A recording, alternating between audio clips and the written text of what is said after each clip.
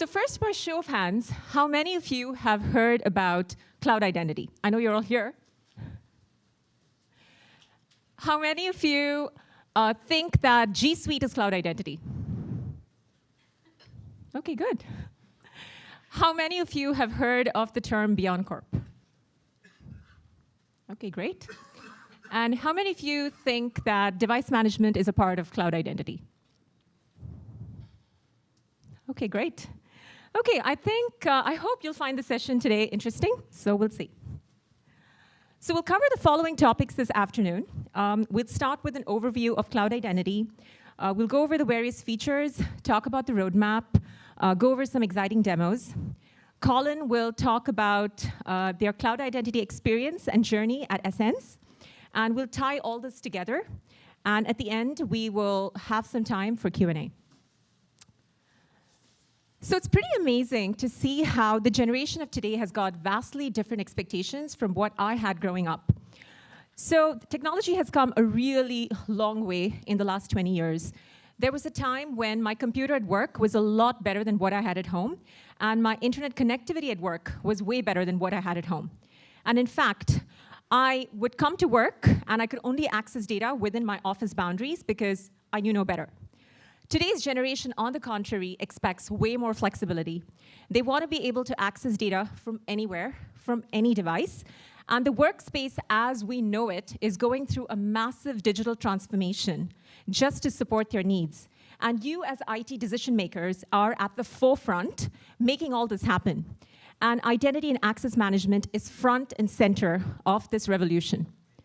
So we're living in a perimeterless or an edgeless world, a world in which the enterprise security perimeter is no longer your office front door, but instead it is elastic and it's dispersed. And it's wrapped around each user and each device. And everything is based on context. And your users are not just your employees, but now they are your vendors, they're your contractors, they're your customers, and all of these different people have different needs, and they need to access different information, different applications from different places and from different devices. So clearly a different approach to identity and access management is critical and important. Existing approaches are very complex, very time-consuming, and very cumbersome. They were built for the on-premise world, and they're not optimized for today's cloud-forward world. So with more users requesting access for more information and from more devices than ever before, IT teams struggle with a complex network of managing applications, devices, users, and shadow IT is also a huge problem in this space. But therein also lies our opportunity. So in 2011, Google came up with a new model of defining access management, which is what we call as BeyondCorp. It's a new enterprise security model which started as an internal Google initiative to enable every employee to be able to work from untrusted networks without the use of a traditional VPN. BeyondCorp typically shifts the access controls from that of the network perimeter to that of the application. It's all around each user and each device, and thereby allowing employees to work securely from any location. So cloud identity helps bring the BeyondCorp vision to your organization. It is designed around the core pillars of being simple, smart, and secure. So people, devices, applications, directory, and extensible APIs are all first-class citizens managed within a unified single pane of glass. People, devices, and context is your new security perimeter. So policies are defined, and they're enforced to control access based on the user's identity and the context of that request.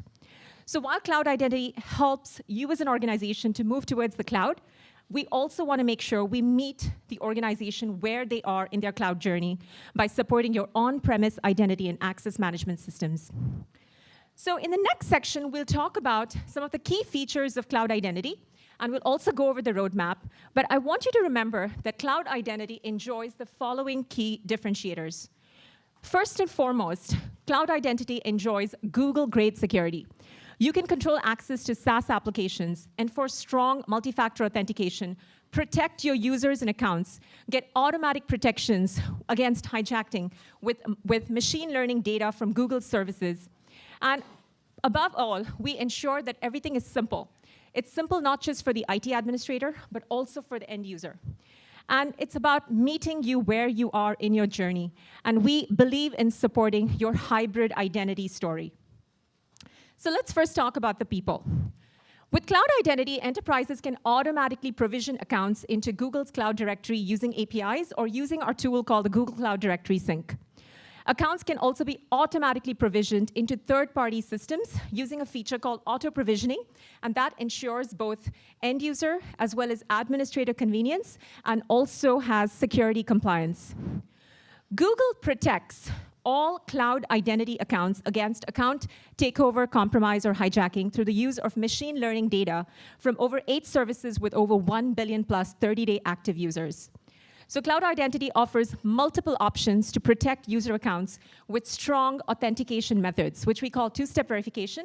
That includes push notifications, one-time passwords, password alerts, and so on. And further, as awareness of potential vulnerabilities, right, associated with telephony options like SMS or voice codes has increased, we also provide admins with the ability, we give them the choice to disable these telephony options like SMS or voice codes if they so choose or desire as a 2SV method for their users. We've also long advocated the use of security keys as the strongest and the most phishing-resistant authentication method for high-value users. Customers have long told us that it can be hard to source and roll out security keys. So we have the Titan security key, which is a FIDO-based security key, that includes firmware that has been developed by Google to verify its integrity. It's available through the Google Store, but it's rolling out in other regions very soon. So we'd also like to announce that you can use your Android phone now as a security key. This is a feature that's available in beta. And this offers both strongest protection and authentication for your users, while offers convenience for the users, because now it's a one-time enrollment process. There is no additional hardware or apps required, and you get that strong authentication and protection for your high-value users. Cloud Identity also comes with the Security Center that provides controls from prevention to detection to remediation, right? So admins can manage and improve their security posture within the organization. For example, they can get proactive phishing protection. They can get actionable security insights through the dashboard, for example, phishing risks. And they can diagnose, triage, and resolve security incidents through the investigation tool. We're excited to announce that Cloud Identity will now allow integration with third-party HRIS systems, such as Bamboo HR, ADP, Ultimate Pro, and namely, to enable automated user lifecycle management. And this will be generally available in the summer. And Shivani will now give a quick peek at what this will look like. Hello, everyone. So here's a quick peek at what this integration is going to look like. Let's say your company uses Bamboo HR for storing employee information, and now your IT admin wants to sync this employee information from Bamboo HR to Cloud Identity. The way they can do that is by accessing the external directories section of the admin console. Here, you can add your Bamboo HR external directory. When you click on Add, you get to this page where you can add some brief information about Bamboo HR. As you can see, we need to also add a service account. Now, this service account is going to be used to sync the employee information from Bamboo HR to Cloud Identity. When you click on Add Directory, a SCIM endpoint URL is generated, and now you need to copy this endpoint URL and paste it into Bamboo HR's setup page. Now, that syncs the employee information from Bamboo HR to Cloud Identity. Once this sync is set up, anytime you add, modify, or delete a user in Bamboo HR, this information gets automatically updated in Cloud Identity, and your company no longer needs to maintain any manual sync between these two systems. Thank you. OK, great. So now let's talk about applications. So we first spoke about people. Now let's talk about applications. Cloud Identity comes with a very rich catalog of thousands of federated apps that support SAML as well as OIDC standards. In addition, we're happy to announce that Cloud Identity will also support password-based single sign-on into those applications that do not support the federated standards. This will be available, generally available end of the summer, and this was a key feature that was a part of our Vidya acquisition. Also coming soon is a new end-user hub where users can quickly access all of their apps from one single place. A key tenet of Cloud Identity is the ability to meet organizations where they are in their cloud journey. While the adoption of SaaS apps continues to grow, many businesses still rely on traditional legacy on-premise LDAP-based applications. So secure LDAP in cloud identity allows you to use a single access management platform to access both your SaaS as well as your on-premise LDAP applications. So what this means is that admins can manage both the SaaS as well as your on-premise LDAP applications from one single control plane. And end users can use the same cloud identity credentials and can log into both the SaaS as well as on-prem applications. So we have several partners that are integrating with secure LDAP today. And we're happy to announce our latest entrant to the club, GitLab. So now, let's see this in action. Thank you, Vidya. So let's see a demo of secure LDAP. Now let's say your company uses GitLab to write and manage code. And now your admin wants to configure secure LDAP with GitLab so your engineering team can log into GitLab using their cloud identity credentials. The way this is going to work is the admin has to first go to the LDAP section of the admin console, as you can see on the screen. Now you can add a new LDAP client by clicking on Add Client. Let's give our LDAP client a name. Let's call it GitLab. We can add a description if we want to, but for now I'm going to skip it. Let's click on Continue. Now this takes me to the access permissions page where I can configure access permissions for my GitLab LDAP client. I can figure out how much of my directory information this client should be able to access. For example, I can click on entire domain if all my employees should be able to log into GitLab, or I can select a specific OU. Now, if I click on Edit, I can see that I can select the engineering OU because only my engineers need to write code in GitLab. Let's hit Save.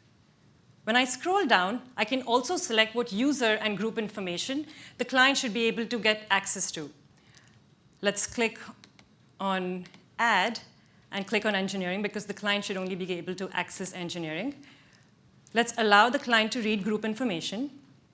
And now click on Add LDAP Client. Now this should generate a certificate. You need to now download this certificate and then upload the certificate to your LDAP client. You can do so for GitLab by following this public document that GitLab has published. By reading the instructions in the Configuring GitLab section, you can now upload your certificate and set that sync between GitLab and Cloud Identity. Once this is done, what it means for your employees is your engineering team can now use their Cloud Identity credentials to log into GitLab, and your admin can now use the same admin console, the same single pane of glass, to both manage your SaaS applications and your on-prem applications.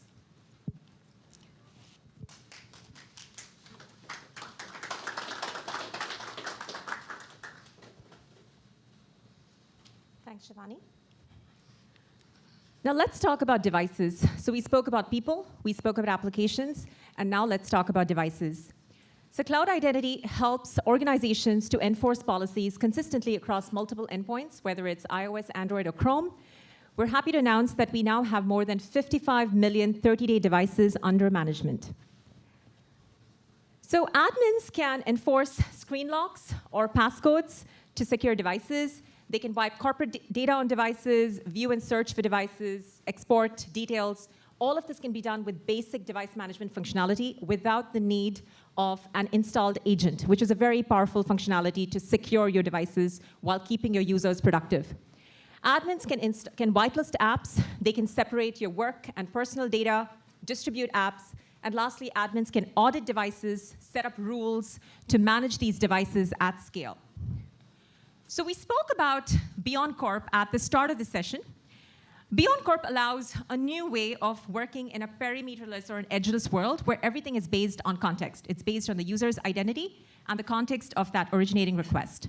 So the components in the BeyondCorp model are user trust, you have device trust, you have the context, right? So you have a rules engine, which actually then processes access to these resources based on the context. What is the IP address? What is the location? What is the time, session, so on. And all of these components are actually powered by different assets in the Google Cloud stack. And the assets include cloud identity. There's something called endpoint verification, the Google front end, access context manager.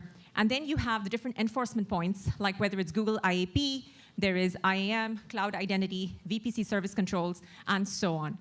we're happy to announce that context-aware access is generally available for Cloud IAP, and it's now in open beta for G Suite. So please go try it out and see this in action. Shivani. Thank you, Vidya. Now I'm going to demo context-aware access. So let's say your company has a lot of confidential files stored in Google Drive. And now your IT admin wants to make sure that employees can only access Google Drive from core network, so only when you're in your workplace. And your IT admin doesn't care about Gmail. They always want you to check Gmail so you're up to date with your emails. And so they don't mind if you can check your email outside of work. So let's see this in action. How does your IT admin set up such a security policy? Your IT admin can set up the security policy from the context-aware access page of the admin console. Now, I've already set this policy up for you, so I'm going to show you how this was set up. If I click on the access level, I can see a policy called corp IP address. Now, if I click on assign access levels, I can see to whom this access level was assigned.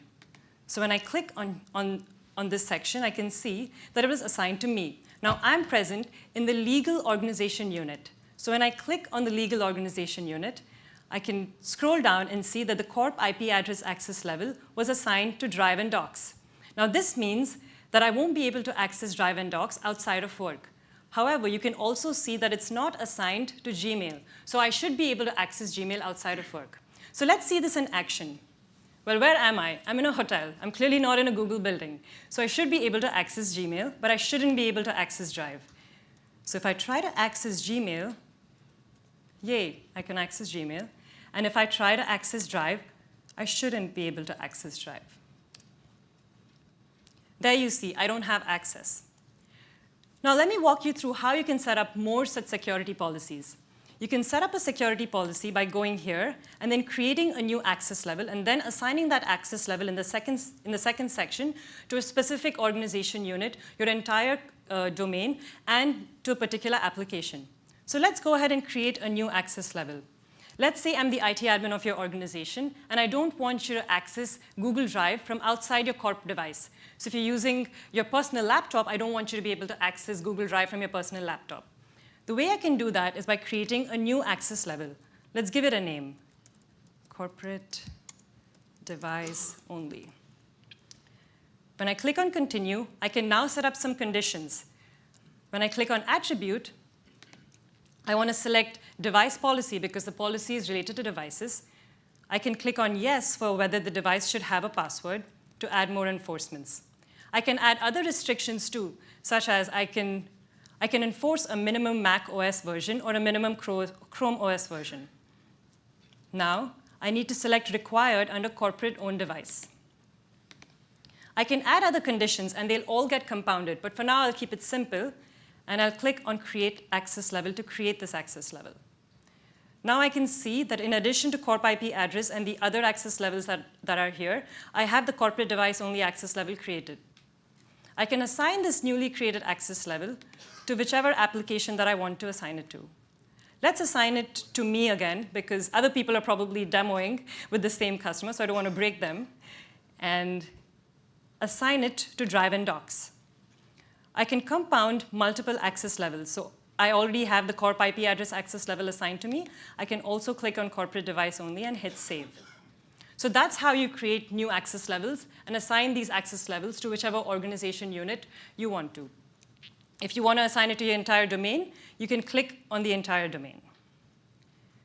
Now I'm going to hand it off to Colin from Essence to talk about his experiences using cloud identity. There we go. Thank you.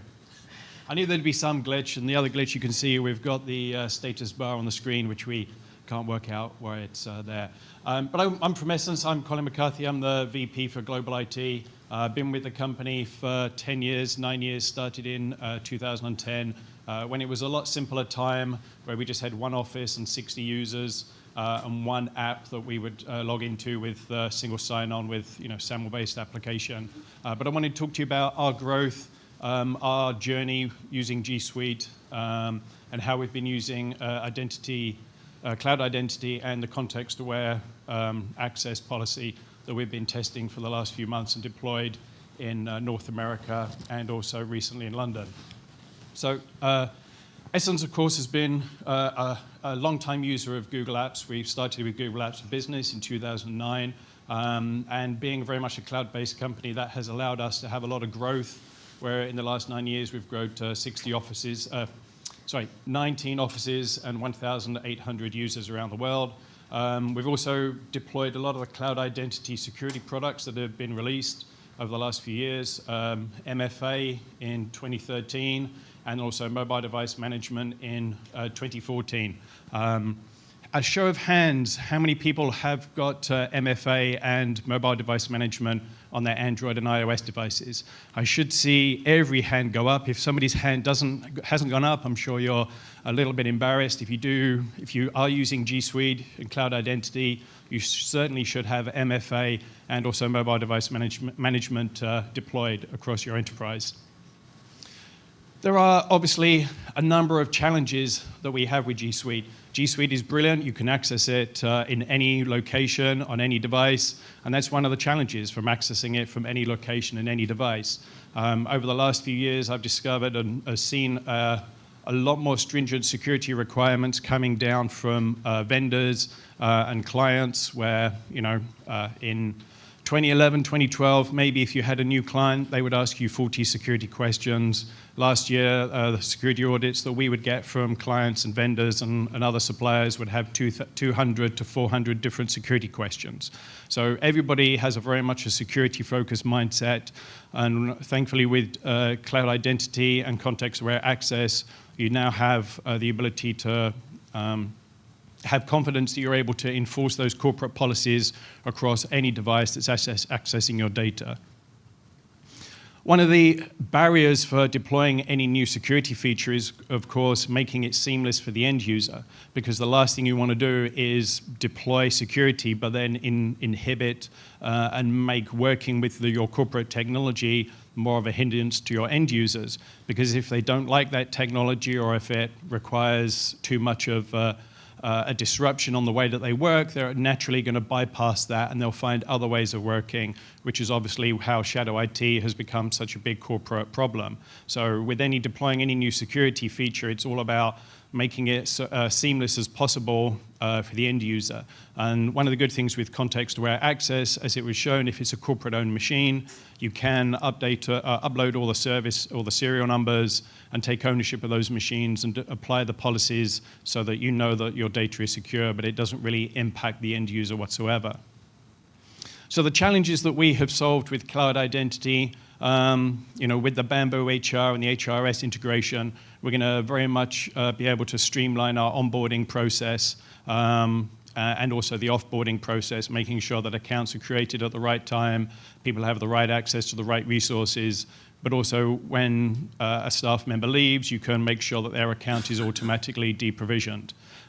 With mobile device management, we've always been able to put in security restrictions or security policies on Android and iOS devices. Now we can do those same policies on Windows and Macs.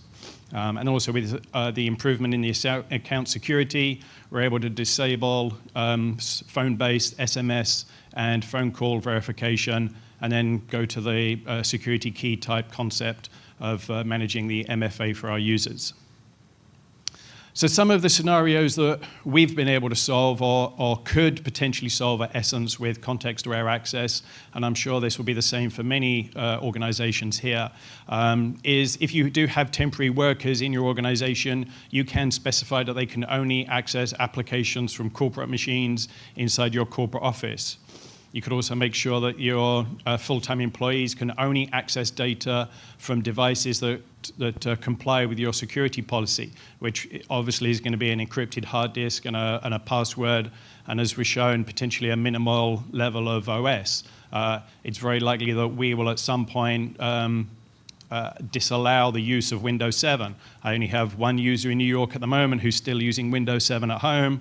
I've given her notice that she needs to upgrade and move to Windows 10.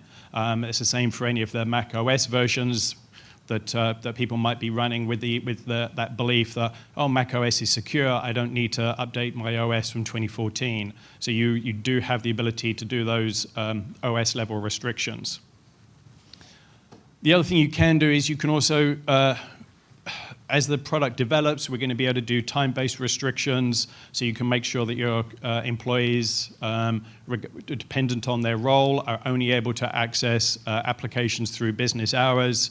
Also, it will give you alerts or give you do restrictions on accessing data from high-risk locations, so that you know that if your New York employees aren't going to be traveling to China, then there's no reason why their account should be logging in on China or Slovakia or any other country around the world. Also, you can specify that employees that are leaving your company, maybe you, as part of the offboarding process, maybe you say that they can only access their corporate network from inside the corporate office. It's just a good security way that with this you can manage the onboarding and the offboarding process. So how did we deploy it? This was, for us and my colleagues, was probably the smoothest, largest deployment that we have done to date over all of our years.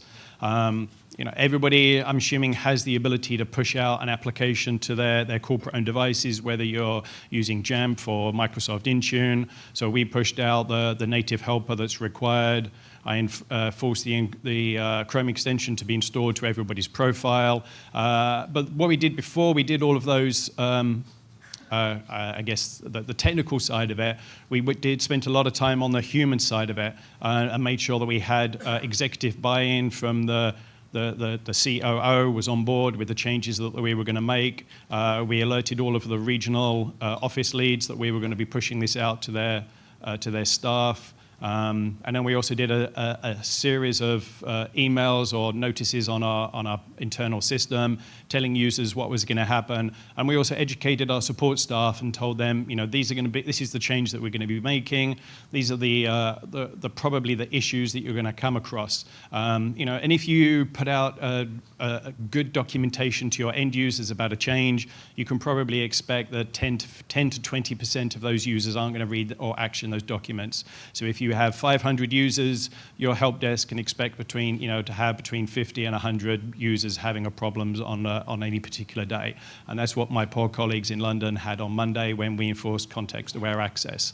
We spent a lot of time working with our end users. I did a small trial. I tested it on my test account, got very familiar with the application and the policies that could be enforced, then did it to 4 people, did it to 20 people, and then pushed it out to 400 people, and probably in the space of about 10 days did all of that, and really honed the communication and created some animated GIFs so they could see the whole process. And that was our process through that. Thank you very much.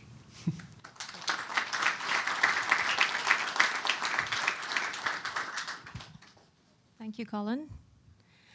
Okay, so now let's put this all together in terms of defining what a typical customer journey could look like. So Acme Corp is a company which has many of its IT assets on-premise. Many of their systems, right, their devices, their print servers, their VPN servers, et cetera, are integrated into Active Directory for authentication or for other identity needs. Acme Corp CIO has decided that they want to move to the cloud so that they can embrace this BeyondCorp philosophy, and they can make their users and employees way more productive and work securely so that they can work from anywhere, from any device. And also it helps increase Acme Corp's return on investment. So first, to integrate with cloud apps, Acme Corp decides to replace their on-premise SSO solution with cloud identity. So they use the tool called the Google Cloud Directory Sync, and that tool essentially syncs information, users, groups, and other metadata information from Active Directory into Google's Cloud Directory. They also replace their productivity suite with G Suite. Now that they have successfully integrated all their cloud apps with cloud identity, they start integrating their legacy on-premise LDAP-based applications using Cloud Identity's secure LDAP functionality that we visited earlier. They can also then integrate their VPN servers as part of their IT infrastructure, Mac or Linux devices with secure LDAP, and potentially also manage all their other Windows type of devices with cloud identity in the future. So now, you've heard quite a bit this afternoon, and you can see there's a ton of great functionality that is in the product. And the good news is all of this functionality is available for one single license. And many of you in this room might be existing G Suite customers, or you might be using Google Cloud Platform, and you might wonder, how does licensing work in such a situation? So the good news is Cloud Identity's free functionality is available or is built into G Suite Basic and Business SKUs. If you are a G Suite Enterprise user, the Cloud Identity standalone product, which we call as Cloud Identity Premium, is built into that product. So as a customer, if you want to use functionality like context-aware access, which Shivani demoed earlier, you have the option of buying or upgrading to G Suite Enterprise, or you could buy the standalone Cloud Identity product and use that alongside your existing G Suite Basic and Business subscriptions. If you are using Google Cloud Platform today, you can sign up for the free Cloud Identity account as part of your regular cloud onboarding experience. However, if you require premium identity functionality, for example, if you want session management controls so that you can actually control session lengths for your different accessing your cloud admin console, you would then need the Cloud Identity Premium product, which you can then add on as an upgrade. So in a nutshell, Cloud Identity is a unified platform to manage your people, devices, and applications. It enables the BeyondCorp vision and allows your users to be truly productive but extremely secure with features like context-aware access. It increases productivity with single sign-on to thousands of applications, both by supporting federated standards like SAML and OpenIDC, as well as password-based SSO for those applications that don't support the federated standards. It provides account security with MFA, as well as security keys from outside, or the Titan security key from Google. And it very much enables hybrid identity and meets organizations where they are in your current cloud journey.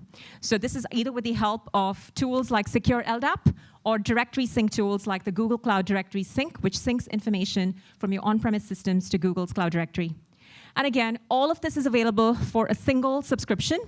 And you can sign up today for a free trial. So please do sign up and let us know how it works out. You can go to cloud.google.com/identity and check the product out for yourself for a 14-day trial and give us your feedback. Thank you.